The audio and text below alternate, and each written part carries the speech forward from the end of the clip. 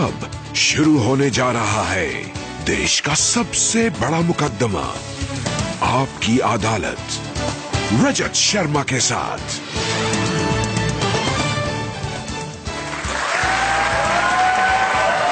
नमस्कार, आपकी अदालत में आपका स्वागत है। आपकी अदालत में आज पेश करेंगे एक ऐसी शख्सियत को जिसे 14 साल तक आपने टीवी के पर्दे पर देखा। पहले एक बहू के तौर पर उससे बहुत प्यार किया और बाद में अपने विरोधियों को टीवी पर तेज तर्रार तरीके से जवाब देते देखा। और फिर प्रधानमंत्री नरेंद्र मोदी ने इन्हें अपनी कैबिनेट का सबसे कम उम्र का मंत्री बनाया। प्लीज वेलकम भारत सरकार की एचआरडी मिनिस्टर स्मृति ईरानी।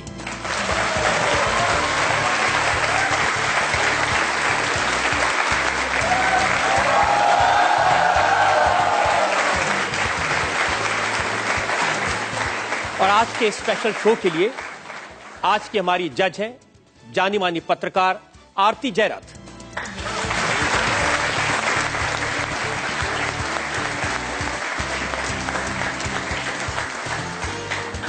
इससे पहले कि आपकी अदालत में आज का मुकदमा शुरू करें, सवालात का सिलसिला शुरू करें, आज की जज आरती जयरथ की इजाजत चाहेंगे आज की कार्रवाई शुरू करने के लिए। कार्रवाई शुरू की जाए। और जो स्मृति ईरानी जिनका इतना स्वागत हुआ है, कम इतनी तालियां बजती हैं स्मृति जब कोई आपकी अदालत में आता है, तो बहुत फैन है आपके यहां पर। मुकदमा शुरू करते हैं। आपकी अदालत में पहला इल्जाम एचआरडी मिनिस्टर स्मृति ईरानी का। आपकी अदालत में यूनियन मिनिस्टर स्मृति ईरानी पर आरोप है कि ये सिर्फ अपनी परवाह करती हैं। स्मृति जी, आपने देखा कि देश की जनता ने आपको कितना प्यार दिया। तुलसी वेरानी के तौर पे देश की बहू के रूप में इतना प्यार दिया और आप उस जनता को छोड़ के राजनीति के चक्कर में पड़ गई। मुझे लगता है उस जनता का प्रतिबिंब आज और विशेषतः नौजवानों का प्रतीक आज आपके स्टूडियो में आपके समक्ष बैठा है।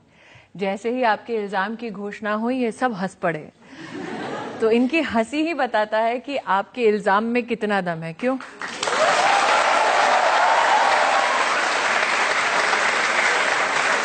स्मृति जी, जो इन लोगों ने आपको प्यार दिया, जो लोकप्रियता दी, उसने आपको राजनीति में पहुंचाया।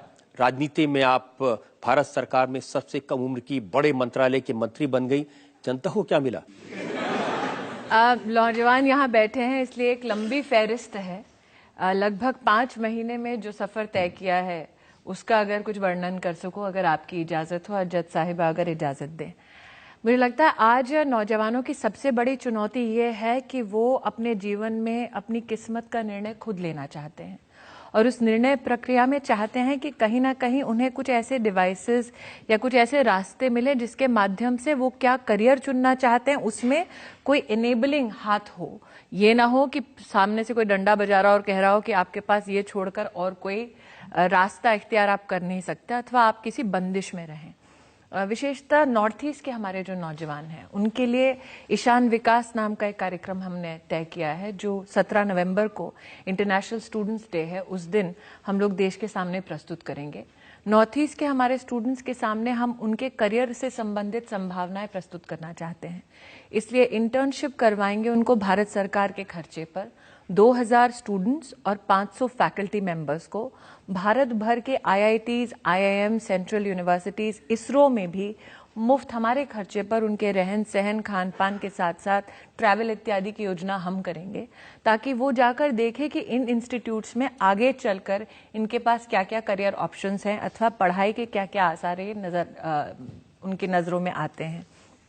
स्कॉलरशिप्स कई सारी हैं जो हमने प्रस्तुत की हैं। विशेषतः हमने देखा है कि अगर आप अखबारों की सुर्खियां पढ़ेंगे तो बोर्ड एग्जाम्स में लड़कियां थोड़ा लड़कों को पीछे छोड़ देती हैं, लेकिन टेक्निकल एजुकेशन में लड़कियों का जो ट्रांजिशन होता है वो मात्र 22% तक ही सीमित है।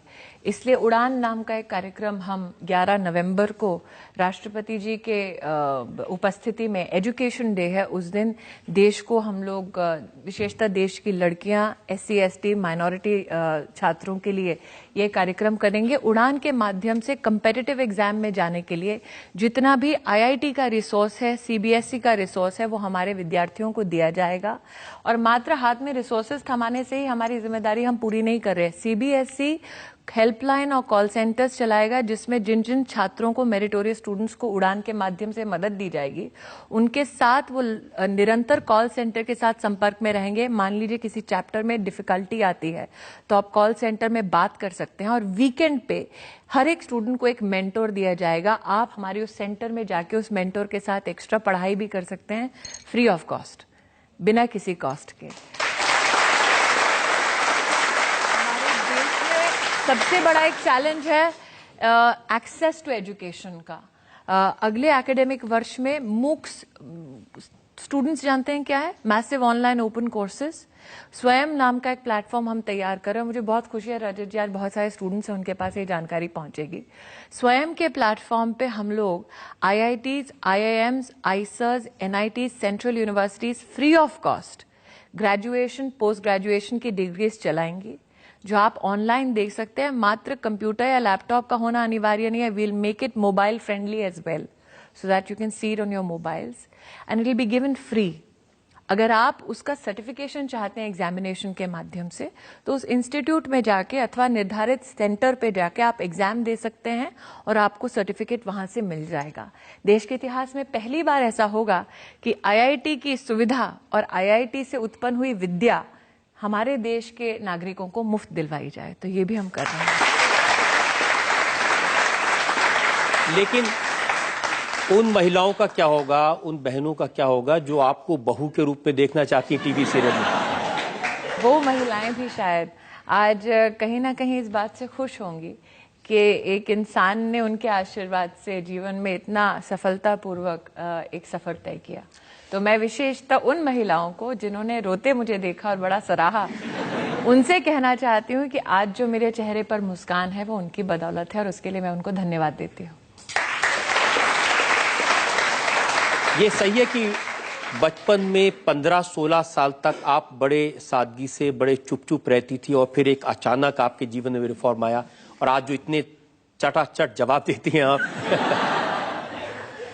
बचपन में इतनी चुप नहीं थी रजत जी। मैं आरकेपुरम, जानता है कोई? आरकेपुरम दिल्ली में, आरकेपुरम में रहती थी। मैं रहती थी सेक्टर 6 में, नाना जी का घर था सेक्टर 7 में। और इन दो सेक्टर्स के बीच का सफर जब तय करती थी शाम को, गली से कोई भी गुजरता हुआ लड़का कुछ बोल देता था तो उसकी पिटाई भी कर दी थी। इतनी शांत नहीं थी। उसके कुछ अंश आज भी मुंह पे कहीं ना कहीं जख्म के हिसाब से हैं। लेकिन ये भी सच है कि जीवन में एक बदलाव ऐसा आया जब जीवन का रुख बदला। मेरे पूरे जीवन में जब मैं विशेषतः क्योंकि चुप रहती थी और किताबें पढ़ती थी, और मतलब नैन्सी ड्रू हार्डी बॉयज भी होता था उसमें, जो अभी फैशनेबल शायद नहीं है इतना पढ़ना, लेकिन उस वक्त घर के आसपास के लोग और कुछ रिश्तेदार भी कहते थे लड़की पूरी की पूरी निकम्मी है। और मेरे नाना जी जो थे उनको बड़ा विश्वास था कि नहीं, ये लड़की एक दिन देखना कुछ बनेगी। और उनका देहांत हो गया। तो एक व्यक्ति जो मुझ पे विश्वास करता था, जब उसका देहांत हुआ तब मुझे लगा कि उनके जीवन का एक ही सत्य था, उनको लगता था कि मैं कुछ बनूंगी। तो मैंने कहा इतने साल जाया कर दिए, उनके लिए कुछ बनना चाहिए ताकि उनको सच साबित कर सकूं दुनिया के सामने। जब आपने फैसला किया मॉडल बनने का, जब आपने फैसला किया ब्यूटी पेजेंट में हिस्सा लेने का, तो कोई विरोध नहीं हुआ था घर से? हाँ बिल्कुल, घर से निकाला गया था। मेरे पिताजी ने कहा था कि मीडिया में वो लोग जाते हैं जो लोग पढ़े लिखे नहीं होते। वो तब तक रजत जी से मिले नहीं थे। लेकिन चूंकि मेरे लिए एक वही व्यवसाय था जिसमें माता पिता किसी को जानते नहीं थे और मैं चाहती थी कि अपने दम पर कोई नौकरी करूं या काम करूं। मुझे लगता है यहाँ पे बहुत लोगों ने देखा होगा ऐसे लोगों को जो कहते थे मेरे पता है मेरा बाप क्या करता है, और उनके माता पिता उनको कहीं नौकरी लगवा देते थे। मुझे उस बात से बड़ी तकलीफ होती थी। और मीडिया ही एक ऐसा माध्यम था जहाँ पे मेरे माता पिता किसी को नहीं जानते थे। तो चूंकि मैं दिल्ली छोड़कर बंबई जा रही थी तो पिताजी काफी आक्रोशित थे।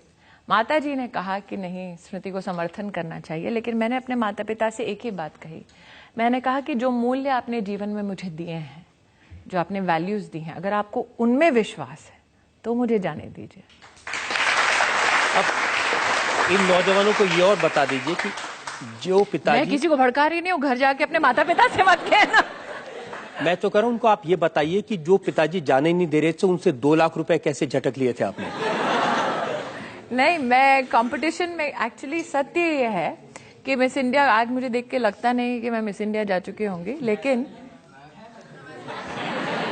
अच्छा, thank you for the vote of confidence. लेकिन उस वक्त जब मैं गई उस कंपटीशन में, तब मुझे लगा कि अखबार में है, ऐड चले गए, हो गया, काम खत्म। नहीं, लेकिन उसमें जेब में पैसा होना जरूरी था, इसका एहसास तब हुआ जब बंबई पहुंची और पिताजी को फोन करके कहा कि आ तो गई हूं लेकिन पैसा नहीं है मेरे पास।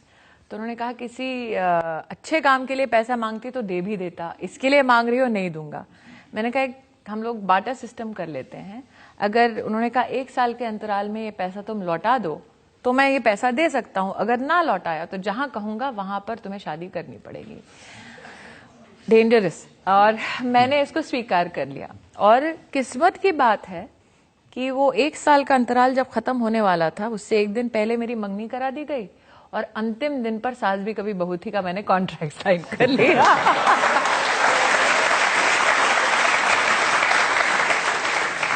तो काम भी अपनी मर्जी का किया और शादी भी अपनी मर्जी से की? शादी करने में हाँ, मतलब मेरे माता पिता ने कहा कि हम जहाँ कह रहे हैं वहां कर लो, क्योंकि तुम्हारे आसार ऐसे दिखते हैं कि तुम्हें दिन रात काम करने के अलावा और वक्त मिलेगा नहीं। और मुझे लगता है कि I am talking as a parent today, यहाँ पे सब जो नौजवान बैठे हैं, मुझे लगता है आपके पेरेंट्स आपके जीवन में रुकावट नहीं बनना चाहते। उनको जिंदगी में जो चोट पहुंची है, उनको जो जिंदगी में तकलीफ हुई है, वो नहीं चाहते आपके पास वो तकलीफ पहुंचे। तो वो चाहते हैं आपको अपने एक्सपीरियंसेस से सचेत कर दें। तो मेरे पेरेंट्स, आज जब मैं माँ बनी हूँ तो मुझे समझ आता है, सचेत करना चाहते थे, और स्पेशली ऐसी लड़की को जो अपने निर्णय बहुत पहले से खुद लेती थी। ये जो सास भी कभी बहू थी का इतना लोकप्रिय जो आपको रोल मिला, तो इसके लिए भी बहुत मेहनत करनी पड़ी या ये भी ऊपर से? नहीं, इसके लिए भी मेहनत करनी पड़ी। और मुझे याद है कि जब मैं ऑडिशन के लिए गई थी तो चौकीदार से मैंने कहा कि उस वक्त, क्योंकि मुझे अचानक ऑडिशन के लिए बुलाया गया था, तो मुझे आज भी याद है कि मुझे ऑडिशन मेरा लेने से इनकार किया गया था। एकता कपूर ने तो मुझे ऑफिस में 2 मिनट देखा और कहा ये तुलसी है, लेकिन उनके आसपास जो लोग काम करते थे उन्होंने कहा नहीं एकता, तुम पागल हो गया, इस लड़की को देखो, बाल ऊपर पोनी टेल में बांधे हैं, टी शर्ट और फटी जीन्स पहनी है, चप्पल है और हाथ में किताब है। एक्टर के हाथ में किताब कैसे हो सकती है? और उन्होंने कहा कि आप इसको क्यों लेना चाहती हो? उन्होंने कहा इसका टेस्ट लो। तो जब मैं टेस्ट देने गई तो मुझसे कहा गया कि नहीं, यहाँ पे कोई स्मृति का नाम नहीं लिखा। तो मैंने कहा आप देखिए तो किताब में नौकर के रोल की चेकिंग हुई, सास के रोल की चेकिंग हुई, लेकिन तुलसी के नाम की चेकिंग नहीं हुई। तो जब पन्ना पलटा गया, मैंने कहा तुलसी के नीचे किसका नाम लिखा? उन्होंने कहा वो ये स्मृति मल्होत्रा है। मैंने कहा वो मैं हूँ। तो मेरी चेकिंग, मतलब ऑडिशन किया गया, फिर भी लोग इतने खुश नहीं थे कि मैं तुलसी बन रही थी। इनफैक्ट सीरियल की शूटिंग के शुरू होने के 1 सप्ताह बाद जब मैं स्वयं जा रही थी प्रोडक्शन के ऑफिस में, तो मुझे चौकीदार ने रोका था। तो कहा कहाँ जा रही हो? मैंने कहा वो जो तुलसी है, कहता वो किसी से मिलती नहीं है। मैंने कहा लेकिन मैं ही वो काम कर रही हूं।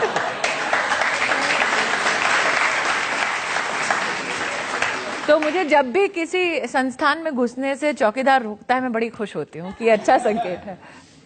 लेकिन ये एक ऐसा रोल है जिसने आपको लोकप्रियता के शिखर पे पहुंचा दिया। तो जब पब्लिक रिस्पांस मिलता था तो कैसे रिएक्ट करते थे आप, परिवार वाले? नहीं, मेरे परिवार ने, हमने एक बात तय की थी कि घर की चौखट लांघेगा नहीं वो पात्र, घर की चौखट के बाहर रहेगा। मुझे आज भी याद है जब मिहिर मर गए थे सीरियल में, ये तो सब बहुत छोटे रहे होंगे तब, और देखा था। तो जब मिहिर मर गए थे, मेरी शादी नई नई थी और लोग सड़क पे पकड़ पकड़ के रोते थे, हाय मर गया, हाय मर गया। और ईरानी साहब मेरे साथ खड़े होते थे और कहते थे मैं तो जिंदा हूं। मैंने कहा ईरानी की नहीं, वीरानी की बात हो रही है।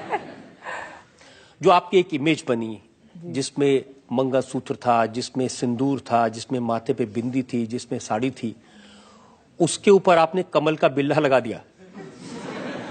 देखिए, जो मैंने माथे पे सिंदूर लगाया, गले में मंगलसूत्र पहना, वो अपने आप सौभाग्य की निशानी है। और अगर आप हमारे इतिहास को देखें, संस्कृति को देखें, तो सौभाग्य का एक प्रतीक या संकेत लक्ष्मी होता है। और लक्ष्मी तो हाथ पकड़ के नहीं आती, कमल पे बैठ के आती है।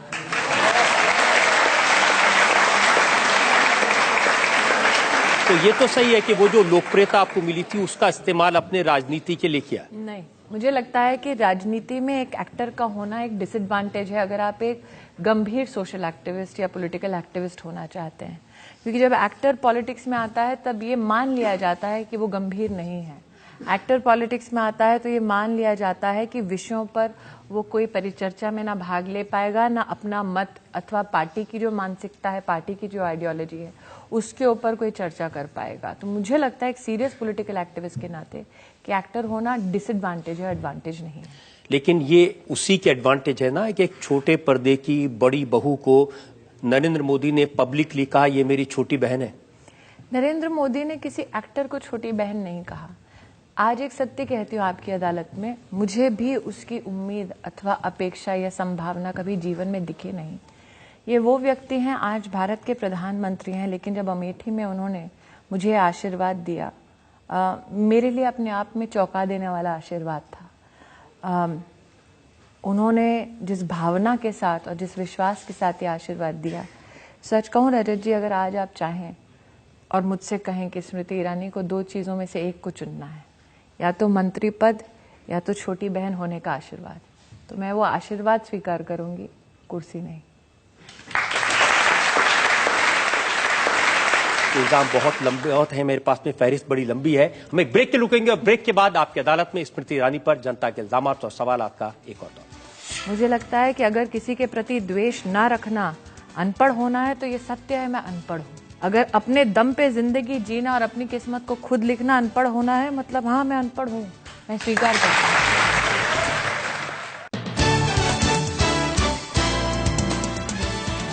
Welcome back. आपकी अदालत में आज हमारी मेहमान हैं भारत सरकार की human resource development minister Smriti Irani.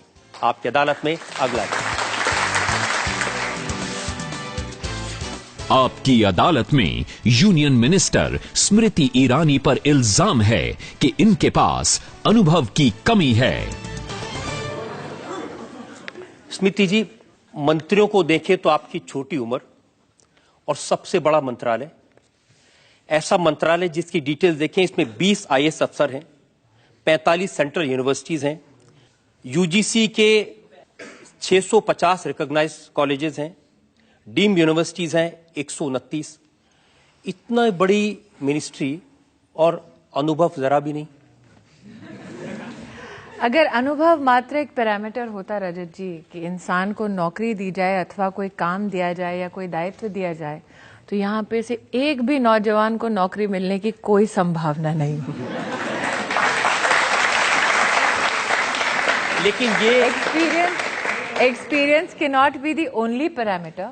ये भी सत्य है कि एक्सपीरियंस की कमी है, लेकिन एक सच ये भी है, इसका एक पहलू ये भी है कि पिछले 5 महीने में मेरा जो सफर रहा और जिस प्रकार से मैंने काम करने का प्रयास किया है, उसमें कोशिश ये की है कि मंत्री का काम होता है एक फैसिलिटेटिंग प्लेटफॉर्म प्रदान करना, जहां पर जिन अफसरों की फहरिस्त आपने पढ़ाई उनमें से अनुभवी एक्सपर्ट्स, अफसर, स्टूडेंट्स, प्रिंसिपल्स, टीचर्स, इन सबको एक प्लेटफॉर्म दिया जाए और इनके लिए शिक्षा के जितने भी साधन हैं वो कैसे सुविधाजनक रूप से उनके पास पहुंचे, उसके ऊपर उन सब के साथ चर्चा करके अथवा उन सब के एक्सपीरियंस का फायदा उठा के काम आगे करना। लेकिन स्मृति जी, पहले देखिए इस मिनिस्ट्री में कौन कौन होगा? Doctor VKRV Rao, professor Noorul Hasan, doctor Karan Singh, Kapil Sibal जो सुप्रीम कोर्ट के इतने बड़े वकील थे।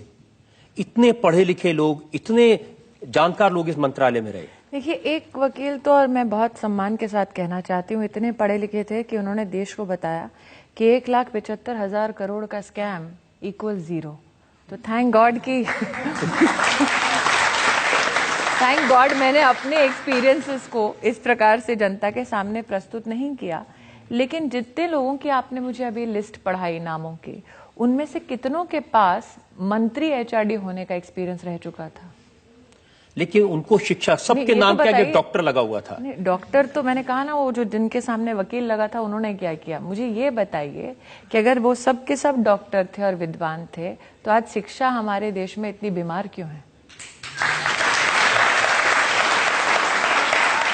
मैं तो आपसे ये पूछ रहा हूं कि कांग्रेस के लोगों ने कहा कि एक ऐसी महिला को एचआरडी मिनिस्टर बना दिया जो अनपढ़ है। मुझे लगता है कि आपको अनपढ़ की भी एक परिभाषा करनी होगी रजत जी। मैंने जिंदगी की स्कूल में ये सीखा कि इंसान की अहमियत अथवा उसके सपनों की ताकत को आप एक कागज से नहीं नाप सकते। मुझे लगता है कि अगर किसी के प्रति द्वेष ना रखना अनपढ़ होना है तो ये सत्य है, मैं अनपढ़ हूं। अगर बड़ों का सम्मान करना अनपढ़ होना है तो ये सत्य है, मैं अनपढ़ हूं। अगर अपने दम पे जिंदगी जीना और अपनी किस्मत को खुद लिखना अनपढ़ होना है, मतलब हाँ मैं अनपढ़ हूं, मैं स्वीकार करता हूं।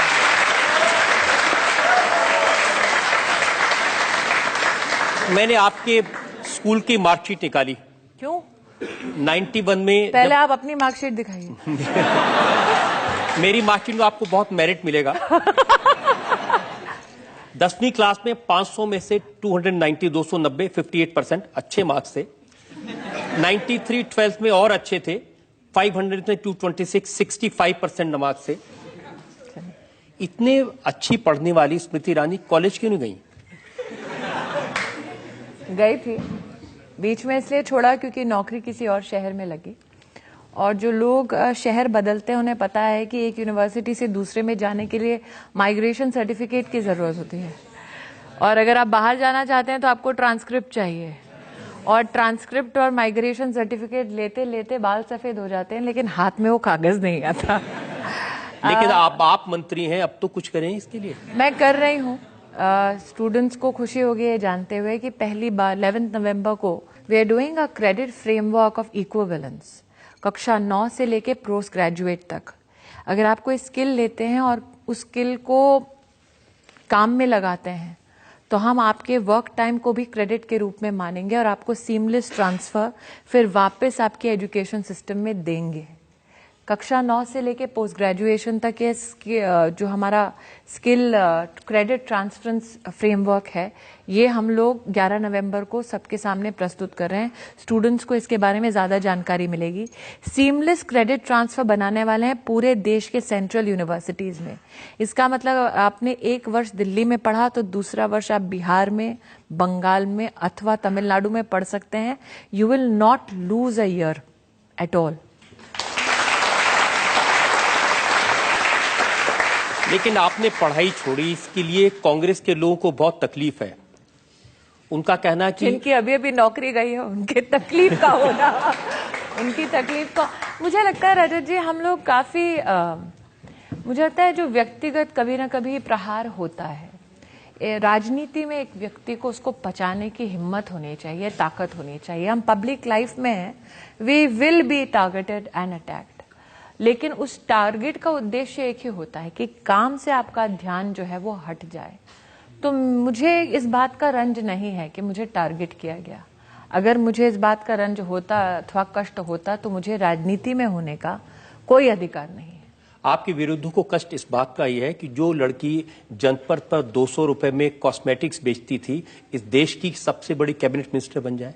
मुझे आज भी याद है जब मैं दिल्ली छोड़ के जाना चाहती थी नौकरी की तलाश में बंबई, अथवा ये 200 रुपए कॉस्मेटिक्स बेचने की जब आप बात कर रहे हैं, तो मेरे अपने एक परिजन ने कहा था, तुम्हारी हिम्मत कैसे हुई, तुमने कैसे सोच लिया ये संभव है। तो मुझे लगता है कि आज जो मैं जब लोगों से मिलती हूँ तब कहती हूँ कि कभी मत सोचो it's not possible for you. अगर तुम्हें लोग कहते हैं कि पॉसिबल नहीं है, संभव नहीं है, तो बोलो कि जो भी होगा इसका परिणाम अच्छा या बुरा, उसको भुगतने की ताकत आप में है। तो अपनी जिंदगी अपने दम पर जियो, क्योंकि एक ही जिंदगी मिलती है, वो जिंदगी किसी की मोहताज नहीं होनी चाहिए। उस जिंदगी के, मैंने अपने पिताजी से कहा, मैं अपने जीवन का निर्णय लूं और उसका परिणाम भुगतूं, वो मुझे स्वीकार है। निर्णय आप लें और परिणाम मैं भुगतूं, उसको पचाने में थोड़ी दिक्कत होगी। जरूर उम्मीद है आप। Audacity is always attacked, not a problem. लेकिन जेलेसी तो आपकी अपनी पार्टी में भी होती होगी। नहीं, मुझे नहीं लगता। अगर होती तो आज मैं यहाँ बैठी नहीं होती। लोग नहीं कहते कि मक्खन लगा के मंत्री बन गई। वो लोग जो ये कहते हैं वो शायद मेरे संगठन को समझते नहीं है। हमारी पार्टी में वही व्यक्ति कोई नया दायित्व पाता है जिसने पुराने दायित्व में अपने जितनी भी रिस्पॉन्सिबिलिटी दी गई उसका निर्वाह ढंग से किया और संगठन की मर्यादा में रहकर किया। तो जो लोग इस प्रकार का आरोप लगाते हैं आपके माध्यम से, उनसे कहना चाहती हूँ कि उन्होंने मेरे संगठन को समझा नहीं। स्मृति जी, कुछ और इल्जामात मेरे पास में, लेकिन ब्रेक के मुझे रुकना है और ब्रेक के बाद आपकी अदालत में स्मृति ईरानी पर इल्जामात और सवालात का एक और राउंड। अगर राष्ट्रभक्तों से मिलना अपराध है तो आज मैं इस अदालत में कहती हूँ कि मुझे सूली से लटका दीजिए, मुझे वो भी मंजूर है। Welcome back. आपकी अदालत में आज हमारी मेहमान हैं भारत सरकार की शिक्षा मंत्री स्मृति ईरानी। आपकी अदालत में अगला आपकी अदालत में यूनियन मिनिस्टर स्मृति ईरानी पर इल्जाम है कि ये आरएसएस के एजेंडा पर चलती हैं। स्मृति जी, कांग्रेस के नेता मणिशंकर अय्यर का एक स्टेटमेंट मैं देख रहा था टीवी पे। वो कह रहे थे कि नागपुर से पूरा आरएसएस आकर शास्त्री भवन बैठ गया, हाय हाय अब क्या होगा। मैं जिन बातों में तथ्य नहीं है उसके ऊपर चर्चा करके जिह्वा पे जो सरस्वती विराजमान होती है उसका अपमान भी नहीं करना चाहते। तथ्य कैसे नहीं है? आरएसएस के 11 संगठनों के 22 प्रतिनिधि आपको मिले, उन्होंने आपको सलाह दी, सुझाव दिया कैसे एचआरडी मिनिस्ट्री चलानी है। अगर आप मेरे पूरे दिनचर्या को देखें और अगर आप मेरे पूरे शेड्यूल को देखें तो मुझसे परिचर्चा करने आने वालों में से कांग्रेस के नेताओं का नाम भी शामिल है, लेफ्ट के नेताओं का नाम भी शामिल है, लेफ्ट की यूनियंस भी उसमें आपको दिखाई देंगी, कांग्रेस के नेताओं के प्रतिनिधि मंडल भी उसमें दिखाई देंगे। तो ये आपकी नजर पे डिपेंड करता है कि आपकी सोच पे डिपेंड करता है कि मैं किसका एजेंडा चला रही हूँ। अंत में मेरा एजेंडा मात्र ये है, जिस शपथ समारोह का आपने एक दर्शन आज करवाया ओपनिंग कैप्सूल में, वो शपथ मैंने भारत के संविधान की ली थी और भारत का संविधान ये कहता है कि जात पात धर्म इन सब के भेदभाव से उठकर सारी की सारी जनता को न्याय की दृष्टि से देखो और उनके लिए काम करो। ये सच नहीं है जिसका मैंने जिक्र किया।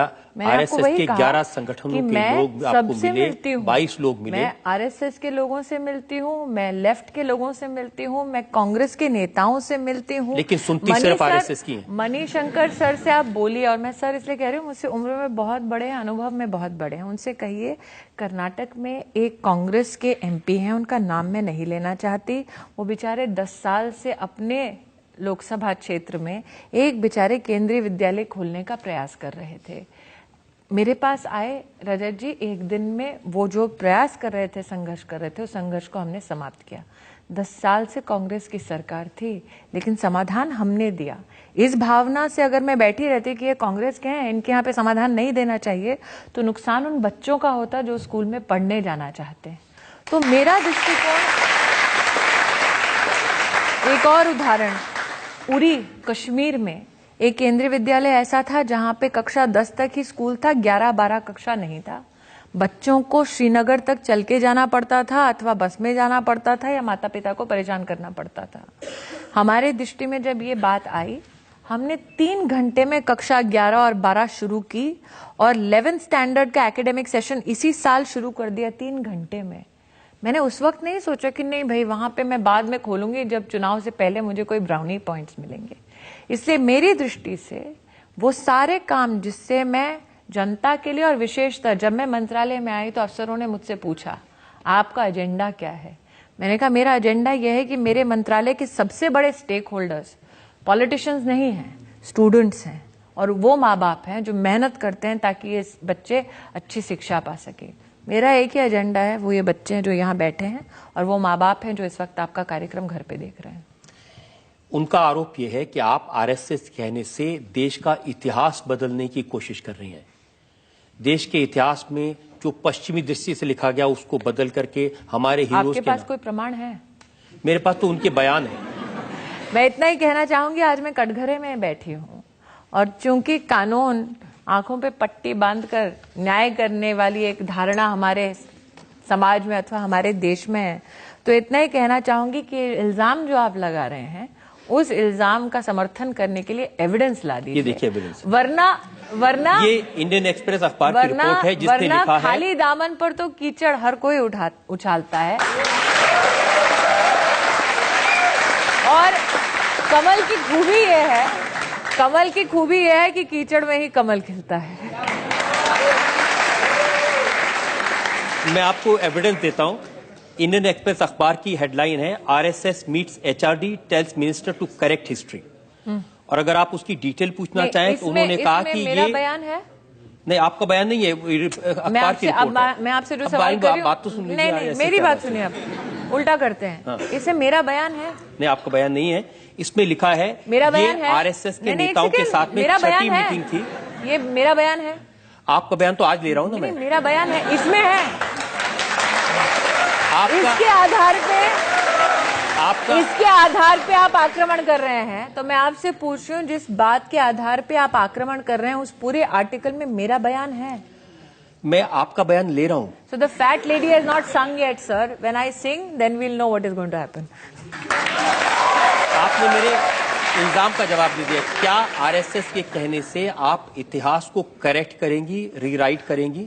मैंने संसद में जवाब दिया है कि करिकुलम के विषय में जितने भी एकेडमिशियंस हैं, एक्सपर्ट्स हैं, वो विधिवत बैठ के हमारे सभी एक्सपर्ट्स के साथ, स्टेट गवर्नमेंट्स के साथ केब जैसे एक प्लेटफॉर्म पे बैठ के चर्चा करेंगे कि भारत में शिक्षा नीति कैसी होगी। मैं इतना भी कहना चाहती हूँ कि बार बार आपका जो संघ के नाम से मेरे ऊपर प्रहार है, मैं आज बड़े गर्व के साथ सबके सामने कह रही हूँ, मैं एक स्वयं सेवक की नाती हूँ, मैं शाखा जा चुकी हूँ, और अगर आपको लगता है कि संघ कोई देश विरोधी काम करता है तो मैं उसका पूरी तरह से खंडन करती हूँ, क्योंकि राष्ट्र के निर्माण में उन लोगों ने भी बहुत सारा खून पसीना बहाया है, जिन लोगों ने कभी भी सत्ता की कुर्सी के लिए संघर्ष नहीं किया। देश भ्रष्टाचार से मुक्त हो, देश में जनता को न्याय मिले, इसलिए उन्होंने काम किया है।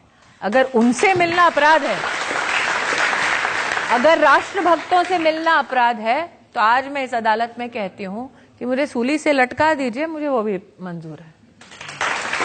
मैं तो आपसे सिर्फ पूछ रहा हूं, क्या मेरा जवाब जो संसद में दिया गया है वो आप पढ़ सकते हैं कि करिकुलम अफेक्ट होगा तो मात्र और मात्र एक्सपर्ट्स और एकेडमिशियंस ही उसके ऊपर बैठ के चर्चा करेंगे। बहुत सारे सुझाव लोग क्या आ रहे हैं। मैंने स्वामी रामदेव का एक स्टेटमेंट देखा, उन्होंने मांग की है कि एक अलग नेशनल बोर्ड बनाया जाए, ऐसा बोर्ड जिसमें मॉडर्न एजुकेशन और वैदिक एजुकेशन दोनों साथ साथ हो सके। ये मांग आपके पास आई है, मेरे पास अभी आनी बाकी है। ये अखबार में छपी, आप कहें तो मैं आपको दे देता हूँ। नहीं, मैं आपको बताऊं, आप एक सीनियर जर्नलिस्ट हैं, मैं जूनियर जर्नलिस्ट रह चुकी हूं, और आरती जी जो जज बैठी हैं वो भी एक सीनियर जर्नलिस्ट हैं। अखबार में छपी हर बात का विश्वास मत करो।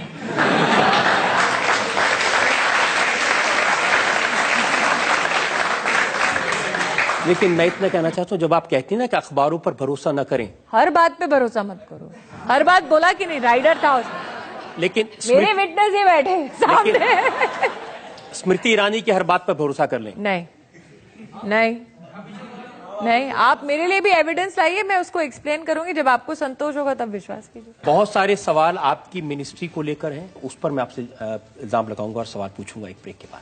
टेक्नोलॉजी के माध्यम से हम अपने स्टूडेंट्स को नेशनल ई लाइब्रेरी बनाने वाले हैं, जिसमें देश भर में जितनी किताबें हैं आपको आपकी पीसी पे अथवा मोबाइल पे मिलेगा। You can access books free.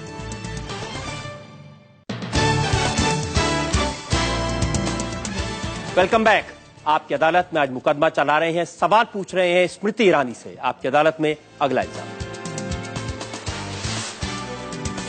आपकी अदालत में यूनियन मिनिस्टर स्मृति ईरानी पर इल्जाम है कि इनके राज में स्कूलों का बुरा हाल है। स्मृति जी, कई साल से स्कूलों की हालत हम देख रहे हैं, और यह आपके वक्त की नहीं, 2010 की एक रिपोर्ट है, एनजीओ प्रथम की रिपोर्ट। पहली क्लास के 44% बच्चे अक्षरों को पहचान नहीं पाते। गांव के इलाकों में 5वीं के बच्चे 50% बच्चे ऐसे निकले जो दूसरी क्लास की किताबें पढ़ नहीं पाते। सवाल ये उठता है कि रिपोर्ट 2010 में आ गई थी, 2014 तक उस पर कोई भी कार्रवाई क्यों नहीं हुई? वो सवाल अपने आप में राजनीतिक है, इसलिए वो सवाल मैं छोड़ देती हूँ। हमने क्या किया वो बतलाना चाहूंगी। पढ़े भारत बड़े भारत नाम का एक कार्यक्रम अगस्त 2014 में शुरू किया, जो अर्ली रीडिंग राइटिंग और कॉम्प्रिहेंशन को कक्षा 1 से लेकर 3 तक एड्रेस करता है। 6 से लेकर 8 तक जो हमारे ग्रेड के स्टूडेंट्स हैं उनके लिए मैथ्स और साइंस में उनका लर्निंग आउटकम कैसे बेहतर हो सकता है, इसके ऊपर काम कर रहा है। 2 दिन पहले ही मैंने कोचीन में सीबीएसई का एक नया पोर्टल रजत जी शुरू किया जिसका नाम है सारांश, जिसमें कक्षा 9, 10, 11, 12 में 2007 से लेकर वर्तमान तक सभी सीबीएसई के स्कूल्स में सभी स्टूडेंट्स का student wise subject wise outcome पड़ा हुआ है। Be very careful. हमको पता है कि आपको कहाँ कहाँ असिस्टेंट्स की जरूरत है और उस असिस्टेंट्स को स्कूल आंकेगा कि उनको कोर्स करेक्ट कितना करना है अपने स्टूडेंट्स की मदद करने के लिए।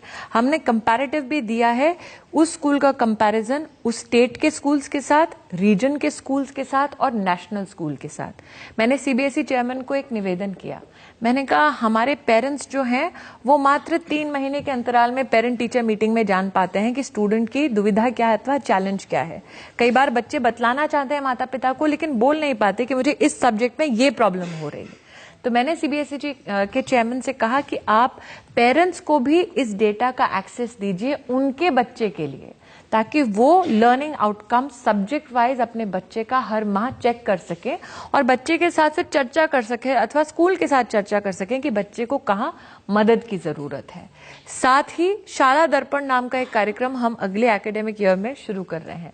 शाला दर्पण के अंतर्गत रजत जी देश के इतिहास में पहली बार स्कूल्स जो गवर्नमेंट है या गवर्नमेंट एडेड है उसमें माता पिता को मोबाइल के माध्यम से जिस भाषा में वो चयन करते हैं उस भाषा में बच्चे के क्लास का दिन का अटेंडेंस, बच्चे के क्लास का टाइम टेबल, होमवर्क सबमिट हुआ है नहीं हुआ उसकी जानकारी, साथ ही अगर कोई और आपका क्या एग्जामिनेशन होने वाला है। कई बार होता है कि यू फॉरगेट और you last minute get that information, क्या एग्जामिनेशन होने वाला है और उसका रिजल्ट क्या आने वाला है, ये सारी जानकारी मोबाइल के माध्यम से, शाला दर्पण के माध्यम से। लेकिन स्मृति जी ज्यादा समस्या, मैं बच्चों को इतना कहना चाहती हूँ कि we don't want it to be having a negative impact on you, we want those out. कई बार क्या होता है कि हम लोग बात नहीं कर पाते हैं तो उस बात को फैसिलिटेट करने के लिए, और स्कूल्स की जहां तक बात है, ये प्रॉब्लम पढ़ने वालों की नहीं है, ये पढ़ाने वालों की भी इसमें गतिविधि आप देखिए, मैं आपको एक टीचर की तस्वीर दिखाता हूँ। परफॉर्मेंस इंडिकेटर्स आपको टीचर्स के भी उसमें से मिलेंगे। ये श्रीनगर के एक स्कूल की तस्वीर है, मास्टर जी कुर्सी पे बैठे हैं, बच्चे उनके पैर दबा रहे हैं, मालिश कर रहे हैं। और ऐसी तस्वीरें गांव के स्कूलों में लगातार देखने को मिलेंगी और समस्या टीचर्स की है। मैं आपकी बात से पूरी तरह से वाकिफ हूँ और सहमत भी हूँ। मुझे लगता है कि कहीं ना कहीं एक एटीट्यूडनल शिफ्ट की जरूरत है। हम लोग एक नया टीचर्स ट्रेनिंग प्रोग्राम कर रहे हैं जिसमें इन सारी बातों का ख्याल रख रहे हैं, साथ ही एकेडमी अलग से शुरू कर रहे हैं टेक्निकल और साइंटिफिक एजुकेटर्स के लिए, लेकिन एक माइंडसेट शिफ्ट की जरूरत है। मैं इस बात से पूरी तरह से सहमत हूँ और मुझे लगता है उसी का एक रिफ्लेक्शन आपने 5 सितंबर को देखा, जब प्रधानमंत्री ने देश भर में, हमने मात्र 7 दिन में वो कार्यक्रम किया था, बहुत हंगामा हुआ कि क्या हो रहा है, प्रधानमंत्री जी स्कूली बच्चों को अब सिखाएंगे और ये संघ का एजेंडा, ये सब चर्चाएं हुई। लेकिन जब जनता ने उस कार्यक्रम को देखा, उसमें स्कूल के बच्चे जो हैं वो खुद प्रधानमंत्री से वार्तालाप कर रहे थे। मुझे खुशी है ये कहते हुए कि लगभग 8.5 लाख स्कूल्स में हमने करीबन 9.5 करोड़ विद्यार्थियों के साथ प्रधानमंत्री की परिचर्चा उस दिन करवाई। हम चाहते हैं कि today's youth becomes tomorrow's teachers और उनके लिए बेहतर अपॉर्चुनिटी इन ट्रेनिंग। रजत जी, पहली बार हमने सेक्टर स्किल्स काउंसिल की स्थापना की है, जिसमें राष्ट्र भर के जितने रीजन्स हैं और इंडस्ट्री से बात करके इंडस्ट्री वाइज, रीजन वाइज हमारे छात्रों को क्या स्किल्स चाहिए उसको निर्धारित किया है। उस स्किल को पाने के लिए छात्र को क्या ट्रेनिंग चाहिए, वो ट्रेनिंग मॉड्यूल, और उनमें से जो छात्र ट्रेनर्स बनना चाहते हैं, टीचर्स बनना चाहते हैं, वो कंपोनेंट भी है। स्कूल का इंफ्रास्ट्रक्चर एक बहुत बड़ा चुनौती का विषय है। एक बात कहना चाहूंगी, एजुकेशन कॉन्करेंट लिस्ट में आता है हमारे संविधान में, मतलब दायित्व प्रदेश की सरकार का होता है, लेकिन हम अपने दायित्व से पल्ला नहीं झाड़ रहे हैं। तो अपनी ओर से हम पूरे राष्ट्र के स्कूलों का GIS मैपिंग करा रहे हैं, सर्वे करा रहे हैं सैटेलाइट से, ताकि हमें पता चल सके कि कौन कौन सी आबादी ऐसी है जहां पर स्कूल की क्या इंफ्रास्ट्रक्चरल हालत है, 13 राज्यों में हो चुका है, 8 राज्यों में अभी चल रहा है और बहुत ही जल्द अगले एकेडमिक ईयर तक हम ये पूरा का पूरा देश का GIS मैपिंग हमारे स्कूल्स का कर लेंगे। तो कोर्स करेक्ट करने के लिए इंफ्रास्ट्रक्चरली और टेक्नोलॉजी के माध्यम से हम अपने स्टूडेंट्स को नेशनल ई-लाइब्रेरी बनाने वाले हैं, जिसमें देश भर में जितनी किताबें हैं, आर्काइव्स में जितनी किताबें, हमने यूनेस्को से निवेदन किया, यूनेस्को ने हमारे निवेदन को स्वीकारा, अंतर्राष्ट्रीय स्तर पे जितनी किताबें हैं वो डिजिटाइज ढंग से आपको आपकी PC पे अथवा मोबाइल पे मिलेगा। You can access books free. आप कितना भी इंफ्रास्ट्रक्चर बना लें, एक मैंने रिपोर्ट देखी जिसमें लेफ्टिनेंट गवर्नर को चिट्ठी लिखी है स्कूल के बच्चों ने, उन्होंने लिखा है कि अंकल टीचर क्लास में कम, फेसबुक पर ज्यादा दिखती हैं। मुझे लगता है कि अभी क्योंकि मुझे आए 5 महीने हुए हैं, तो ये सारे जो कार्यक्रम हमने शुरू किए हैं उसमें सिस्टमिक चेंज लाने की भी हमने कोशिश की है। मैं सिर्फ आपको अंदाजा दे रहा हूं कि कितना मुश्किल काम है। बिहार के 10,000 सच मानिए कटघरे से ज्यादा डेस्क पर जब ऑफिस में बैठती हूँ तब पता चलता है कि क्या क्या हो रहा है। मुझे अंदाजा है, लेकिन इस बात का आश्वासन आपके माध्यम से सबको दे रही हूँ, ऐसा नहीं है कि हमने प्रॉब्लम्स को रिकग्नाइज नहीं किया है और ऐसा नहीं है कि रिकग्नाइज करके ही संतोष कर रहे हैं। We are applying ourselves to solutions. आपको इस बात का अंदाजा है कि बिहार में 20,000 टीचर ऐसे पकड़े गए जिनकी डिग्री फोर्ज थी? उसमें हमने इंक्वायरी शुरू की है, लेकिन ये प्रदेश की सरकार के अंतर्गत आता है, तो आपको वहां के मुख्यमंत्री को बुला के उनकी ग्रिलिंग करनी पड़ेगी। और दूसरा हमने देखा वहां 10,000 टीचर्स ऐसे हैं जिनका जब टेस्ट लिया गया 5वीं क्लास का वो पास नहीं कर सके। मैं इतना ही कहूंगी कि चैलेंजेस हैं हमारे सिस्टम में। जो नेट का एंट्रेंस एग्जाम जो होता है टीचर्स का, उसका भी इस वक्त रिव्यू चल रहा है कि अपने टीचर्स को हम कैसे एनेबल कर सके। जो मैसिव ऑनलाइन ओपन कोर्सेज की मैंने बात की, उसमें टीचर्स ट्रेनिंग का भी एक कंपोनेंट है, ताकि जैसे एक एग्जांपल देती हूँ, जो NIT में प्रोफेसर बनना चाहते हैं उनको एनेबल करने के लिए वो IIT में भी रिसर्च कर सकते हैं। ऐसे हम लोग कई आयाम नए खोल रहे हैं टीचर्स के लिए। तो कोशिश मेरी यही है कि एक तरफ टीचर्स को हम लोग और सशक्त करें और दूसरी ओर ज्यादा से ज्यादा सुविधा अपने छात्रों को पहुंचाएं। आपके पास ये जानकारी है और अगर आप टीचर्स को सशक्त बनाने की कोशिश कर रही हैं तो अच्छा काम होगा। ये मेरी बस यही उम्मीद है कि हम जो प्रयास कर रहे हैं, अब तक का मेरा अनुभव ये है कि सभी प्रदेशों की सरकार ने मुख्यतः हमारा समर्थन किया है। आगे भी अगर कम से कम शिक्षा की नीति पर हम सब मिलजुल कर काम करें तो राष्ट्र के हित में ये हमारा सबसे बड़ा तो प्रदेशों में एक के बाद एक आप अपनी पार्टी की सरकार बनवाती जा रही हैं। मैं नहीं बना रही हूँ, ये मोदी मैजिक है। अब जनता से पूछते हैं, इनके यंग स्टूडेंट्स हैं, इनके मन में जो सवाल है। मैम, मेरा आपसे ये सवाल है कि जो भी हम यूनिवर्सिटी में 12th क्लास पास करने के बाद एडमिशन लेने जाते हैं, कई कास्ट ऐसी है जिनको रिजर्वेशन मिलता है, जनरल कास्ट वाले ऐसे इनको कोई कोटा नहीं होता, उनका कोई रिजर्वेशन नहीं मिलता। तो ये मेरे को एक बायसनेस नजर आती है कि जनरल वाले भी इतनी मेहनत करते हैं भाई, 90% जब जनरल वाले ला सकते हैं तो क्या OBC जो बैकवर्ड और OC जो भी। हमारे समाज में कई वर्ग ऐसे हैं जिन्हें सामाजिक कई चुनौतियों से गुजरना पड़ा। आज रजत जी टीचर्स का उल्लेख कर रहे हैं, तो कुछ ऐसे भी उदाहरण हुए हैं जहां पे आपकी जाति के आधार पर आपको कुएं से पानी भी निकालने की अनुमति नहीं है। तो सरकार का काम ये होता है कि जहां पर ये चुनौतियां हैं वहां मदद का हम एक एडिशनल हाथ बढ़ाएं, जिसे अंग्रेजी में एफर्मेटिव एक्शन कहते हैं। लेकिन हाँ, एक चुनौती सब विद्यार्थियों के सामने है कि वो पढ़ना और आगे चाहते हैं। कई बार सीट्स की कमी होती है, कई बार जो सपना लेके संस्थान में जाते हैं देखते हैं वहाँ का इंफ्रास्ट्रक्चर बहुत अच्छा नहीं है। प्रोस्पेक्टस में तो बड़ा ग्लॉसी लगता है, लेकिन जाके देखते हैं, होता है कई बार, जाके देखते हैं कि ये गड़बड़ है। तो 11 नवंबर को बहुत सारी घोषणाएं हो रही है, उसमें से एक है नो योर कॉलेज। आज तक जितने भी संस्थाएं, UGC जो रेगुलेटर है और AICT जो रेगुलेटर है टेक्निकल एजुकेशन के, जितने भी रजिस्टर्ड संस्थाएं हैं जिनको ये अधिकार है कि वो डिग्री दे सकें, उनके बारे में कितनी सीट्स हैं, इंफ्रास्ट्रक्चर कैसा है, फैकल्टी मेंबर कौन है, ये सारी जानकारी एक ही वेबसाइट पे नो योर कॉलेज के माध्यम से आपको मिलेगी। अगर आप वो विद्यार्थी हैं जिसके साथ कोई बदसलूकी हो रही है अथवा जिसको कोई चैलेंज हो रहा है या जिसने जो देखा वेबसाइट पे वो सुविधा उस कॉलेज में नहीं पाई, तो एक कंप्लेंट का भी एक कॉर्नर है जिसमें आप जाके मदद मांग सकते हैं और रेगुलेटर आपको आके मदद देगा।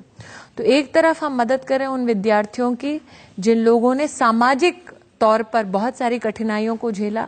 दूसरी ओर हम मदद कर रहे हैं उन विद्यार्थियों की जो बहुत ही लिमिटेशन में पढ़ाई कर रहे हैं और कोशिश कर रहे हैं बेहतर कर रहे हैं। उसका तीसरा आयाम है ये जो मैसिव ऑनलाइन कोर्सेज जो मैं कह रही हूँ, वो कि अगर आपके पास एक इंस्टीट्यूशन के लिए एक्सेस नहीं है तो कम से कम आप डिजिटल प्लेटफॉर्म पर अपनी पढ़ाई को पूरा कर सकते हैं और शायद जैसे मैंने काम किया आप काम भी कर सकते हैं। बहुत सारे लोगों को ये नहीं मालूम कि आप भी ऐसे स्कूल में पढ़ी जो टेंट में चलता था, लेकिन आज भी अब आप सारी पोल एक जगह खोल देंगे तो कैसे चलेगा। आज भी हजारों स्कूल ऐसे हैं जो टेंट में चलते हैं। आपने कहा कि मैपिंग कराएंगे इंफ्रास्ट्रक्चर, लेकिन कब तक और कैसे इंफ्रास्ट्रक्चर, उसके लिए फंड्स कहां से आए? फंड्स हमने हैं हमारे मंत्रालय में और ये मुझे लगता है 3-4 महीने में और समाप्त हो जाएगा। वक्त है ब्रेक का और इस ब्रेक के बाद हम सुनेंगे आपकी अदालत में आज की जज आरती जरत का फैसला आज के मुकदमे में।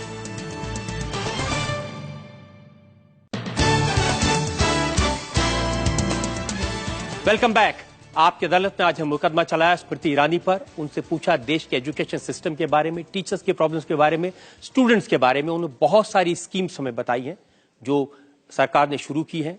एक मौका ऐसा आएगा जब आपकी अदालत में फिर से स्मृति ईरानी को बुलाएंगे और उनसे पूछेंगे इन स्कीम्स का हुआ क्या, कितना इंप्लीमेंटेशन हुआ। लेकिन इस वक्त फैसला आज के मुकदमे पर आज की जज आरती जरत का।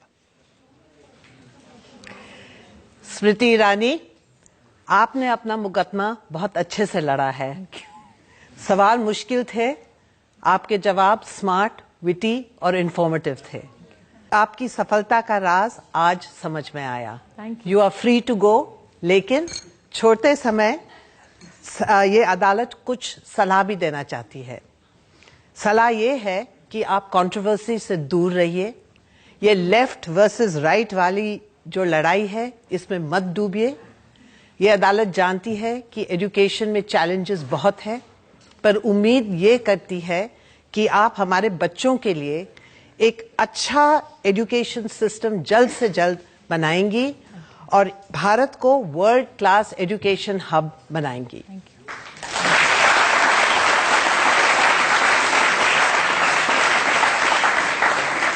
इस उम्मीद के साथ, इस विश्वास के साथ कि स्मृति ईरानी इस देश में हमारे शिक्षकों को, हमारे स्टूडेंट्स को, उनके पेरेंट्स को एक अच्छा भविष्य देंगी। एक ऐसा माहौल जिसमें सब लोग अच्छे से शिक्षा पा सकें, कुछ बन सकें, रोजगार पा सकें, ऐसी प्लानिंग, ऐसी तैयारी उनकी है और इन स्कीम्स का हम इंतजार करेंगे। आपसे मुलाकात होगी अगले हफ्ते एक नई शख्सियत के साथ। तब तक के लिए नमस्कार।